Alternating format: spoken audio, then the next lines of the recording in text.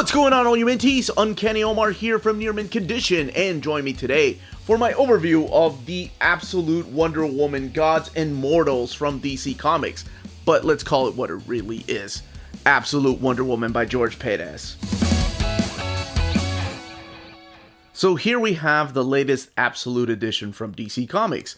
This book was originally supposed to come out last year, but because of the delays in distribution and printing and everything else going on in the world, it got pushed back until February. And actually, March is when it came out. But here it finally is, Absolute Wonder Woman by George Pérez. I realize that it's Gods and Mortals, but, I mean, let's call it what it really is. The one thing you're going to notice right away is this shiny chromium cover. It looks like it's a gold-plated book. Absolute Wonder Woman, Gods and Mortals, George Pérez, the only name that appears there. DC Comics logo down at the bottom. And this classic image from issue number 1 with Diana right there. You do have the Wonder Woman logo up at the top of the slipcase, and at the bottom you have the DC logo with the ISBN. Now, this did come wrapped in plastic. It did have a little leaflet, which I like to keep and I like to put inside of the books. And I know I'm not alone. There's lots of us. There's dozens of us, I'm sure. But this tells you the retail price of the book right here, and it is $125. Now, let's get this out of the slipcase. So you have this image that they've used for issue number 1 of Wonder Woman, as well as the omnibus edition and a few of the trade paperback editions.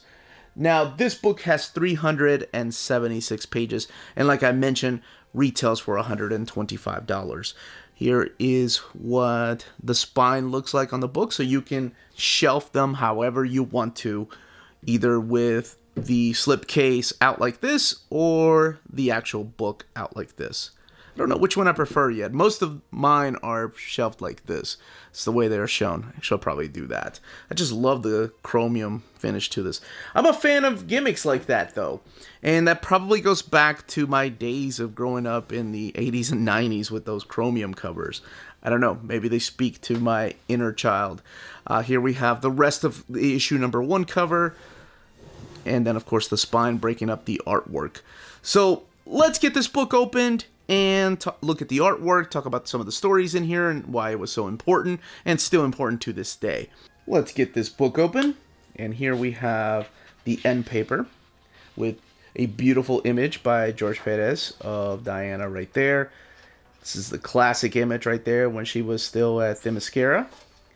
And Wonder Woman. Story and pencils by George Pérez, scripted by Len Wein, Greg Potter, inks by Bruce Patterson, colors by Tatiana Wood and Carl Gafford, and then letters by John Costanza. And of course, the editors at the time, why didn't they credit them? Was it Janice Race, I think? Was the editor at the time? I'm surprised they're not on here. But you do have the creator of Wonder Woman, William Moulton Marston. And over here is your table of contents. Right away, something you're probably noticing is the paper quality. It is this thick matte paper. That's what this is printed on. There's this gorgeous cover again, unbroken, without the spine right there, like you saw on the actual art on board here. But this is what issue number 1 looked like. And speaking of issue number 1, this does collect Wonder Woman 1 through 14, Who's Who, the definitive directory of DC Universe number 26, and a Who's Who update 87, 1, 2, and 3, just material from that. So, the year 1987, and who is given the task to revamp Wonder Woman, to bring her back and retell her origin? Well, none other than Greg Potter. And Greg Potter at the time was hired to do this, and I think he had only written a couple of books for DC Comics. And then George Pérez took interest. They didn't even have an artist lined up. So this is all taking place after Crisis on Infinite Earths. And if you know much about that, I've talked about that often on the channel, but it was just a way of DC clearing up the universe and starting over a clean slate. Batman got Year One, Superman got Superman by John Byrne, Man of Steel, and so on. And Wonder Woman, their other flagship title, was about to be revamped. But they didn't have an artist. All they had was a writer. So George Pérez, it's interesting because I read about that years ago in the actual comic, but it's right here, collected here. the wonder of it all, and he tells the story of why he got an interest in Wonder Woman. So, he had been the artist on New Teen Titans, he had been the artist on the big event Crisis on Infinite Earths, so he had never really written anything. He had a few ideas about plotting, but here he came and decided to start co-plotting and writing this particular story with Greg Potter. So he said, look, why don't you let me handle it? This is at the time when, like I mentioned, Janice Race was in charge of editing these particular books. And then I think it was Karen Berger that ended up taking over the run. But anyway, he said, let me have the first 6 issues. I'll get her relaunched and we'll go from there. Well, he lasted way longer than that. As a storyteller, he lasted all the way to issue 62. But here it is, retelling or revamping really the origin of Wonder Woman. No longer is she like a Superman, like a female Superman. Now he is adding the whole Greek mythology in here.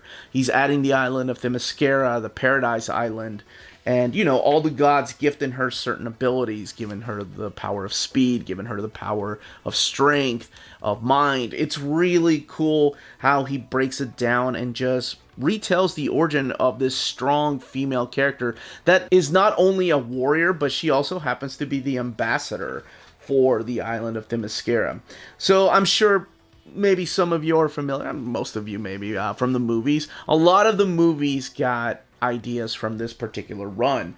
Ares, Themyscira, Hippolyta, all of that stuff really came from George Pérez's, and of course, all the other people that helped him put this together. And there's also something really interesting about how she gets the classic costume that you see on the cover. Why she would be wearing the American flag. I like that it has ties to Steve Trevor. So, yeah, we meet Princess Diana. She was made of clay. And you can find out all that stuff for yourself through these pages. It's a really strong and powerful retelling of this character. The one thing I will say that I always like to stress when reading some of these books is that this one is definitely dialogue heavy and actually narrative heavy. And for me, I don't have a problem with that, but I know there are people that are used to modern comics that don't like a lot of that in their comic books. So just be prepared to do a lot of heavy reading. Some of it can be dense, but there's a lot of history, a lot of meat on that bone, if you will. So she does make it to America. Now, she's not the only character that has been reimagined, and as well as the other gods, Ares and Circe and Cheetah. So you do get to see a new version of Cheetah through these particular pages. Minerva shows up through here. There's Ares right there. There's some really weird and creepy things going on with the gods at times, but you can find out for yourself what I mean by that. But there's also the reimagining of people like Steve Trevor or Etta Candy. And there's also some new characters too. So when she first comes, this is what I liked about this particular run of hers, is how naive, how innocent Diana is. Yes, she is a badass warrior, but there's a lot of just innocence with the character, especially when she comes to America. So she comes to America, as I said, as an ambassador. She doesn't understand English. She doesn't know English. She speaks like a mixture of this like ancient Greek with Themysciran, but she does make 2 friends. And so we do have new supporting cast members too. We have Vanessa and her mom, Julia Capitellis, who play a big role in George Perez's run and eventually show up in William Messner Loeb's run and have been a part of Wonder Woman's run for a long time since these particular pages. There's another character that shows up later on named Silver Swan, but I really like the fact that they encompass so much of the gods in this particular run. So that's something unique to this run. And I think since then, people have always tried to do something different, revamping her origin, whether it was the Brian Azzarello run on Wonder Woman in the New 52, or even Greg Rucka's, which had a mix of this and his previous run in when he was doing the Rebirth run. But there's Minerva right there. And look at these gorgeous covers, these spread pages that are collected through here. So, again, the book has 376 pages. And let's look at the extras. So we have some sketches, some cover variants from other comics. This is a gatefold cover art to issue number 10. This was released as a retail poster, and rightly so. Look how gorgeous and detailed that is. These are from the trade paperbacks. And I think this is from the fatter trades. I used to have the skinny trades, upgraded to the fatter trades, then the omnibus, and here I am with the Absolute Edition, because it's George Pérez. His artwork is just phenomenal on this. And I am going to be talking about that here in a little bit. And here she is, Barbara Minerva. So this is the stuff from the Who's Who. Look at that awesome. Oh my gosh, that is gorgeous. That's Through the Ages, the black and white line art. Some more line art. Oh man, these are the actual black and white covers right there. A Sense of Wonder, The Amazon Mythos by George Pérez. And then a little bio on the people that helped put this book together, including the inker Bruce Patterson, who's a big unsung hero. Here's what your end pages look like. All right. So binding on the book is fine. I don't have an issue with the binding at all. It's sewn binding, of course. And here, let's look at the eye really quick. Here's what the eye looks like. And look at this. A ribbon. Nice. You all know how I feel about ribbons. The thing that I will say is, much like the trade paperbacks, the big fat trades, and the omnibus edition, towards the beginning especially, seems like the line art is a little faded. Like, the copies weren't that great to begin with. And you can tell more because this is an absolute edition. So it seems like the line art sometimes is unfinished. And I really wish they had taken the time with this and just given it, I don't want to say, completely cleaning it up, but do something to the extent of what Marvel and DC has done in the past with their Golden Age stuff and Silver Age stuff. Doing a little touch-up would be okay.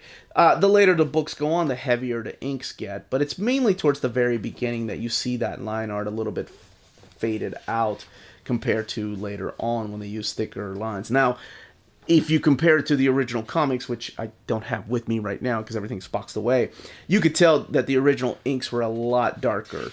So that is the one gripe I'm going to say about this particular book. Everything else about it is gorgeous. If you've never read it, oh my gosh, this is the way to have it. It's a beautifully drawn book. Like I said, dense at times, but man, you get so much out of your dollar. There's a lot of reading, but it's good. It's mythological. I will say one thing, too, about the book. And this happens in the omnibus. This happens in the trade paperbacks. Is you might be a little confused from time to time if you're just reading Wonder Woman and nothing else. Because she talks about meeting the Justice League. She talks about running in the dark side. And those events take place elsewhere. They take place in other comics. They take place in other events. So don't feel like you're missing something because, particularly remember this issue, because, she's talking about something that has happened that you didn't read within these pages. Everything from Wonder Woman by George Pérez is in here. It's just that they didn't collect, issues of Action Comics number 600 and things like that. So I will say you might be a little lost, but it's just pretty much when she's talking about other DC characters. But that, as they say, is that. If you're interested in purchasing this book, don't forget to check out our sponsors. If you live in Europe and are interested in pre-ordering or purchasing Omnis, then you should definitely check out Walt's Comic Shop in Berlin, Germany. They have the cheapest pre-order prices for Marvel and DC big books within the EU. Flat shipping of €9.90 for EU countries. Extremely careful and sturdy packaging. Emails are answered within 24 hours. And they have a superb selection of new releases and out-of-print books on their website. Just head over to waltzcomicshop.com for more great deals and rare titles. And for a limited time, you can use the code nearmintcon, all one word, at the checkout for free shipping to all EU countries with your first order. Walt's Comic Shop, your reliable source for omnis and premium collected editions in Europe. CheapGraphicNovels.com, your online home for graphic novels and collected editions up to 50% off cover price. They have excellent shipping and prompt and helpful service. Check out their bargain deals for up to 90% off cover price. And don't forget, the CGN also takes pre-orders. That way you don't miss out on the hottest releases. And they are currently running a special promotion for you Minties. If you're a first-time customer, after receiving your order confirmation email, reply back to that email and let them know Near Mint Condition sent you their way. They will then apply a free shipping promotional credit to your next order in the US. Cheap Graphic Novels, your source for the hottest books with the kind of deep discount, quality shipping, and customer service that will keep you coming back for more. And that was the content, the page count, and build of this Absolute Edition. Let me know in the comments down below if you are picking it up, if you've never read George Pérez's Wonder Woman, if you have the omnibus editions, if you have the trade paperbacks, if you have the skinny trades, if you have the original issues. Let me know what you think about this particular story. Again, this was the Uncanny Omar. Leave all your comments and questions down below. Don't forget to smash that like button, subscribe if you haven't subscribed yet, ring that bell for notifications to let you know when our videos are going live. We are on Spreadshop and Patreon. Amazing ways to support the channel if you can do so. And more importantly, all of you, stay healthy and safe out there. Much love.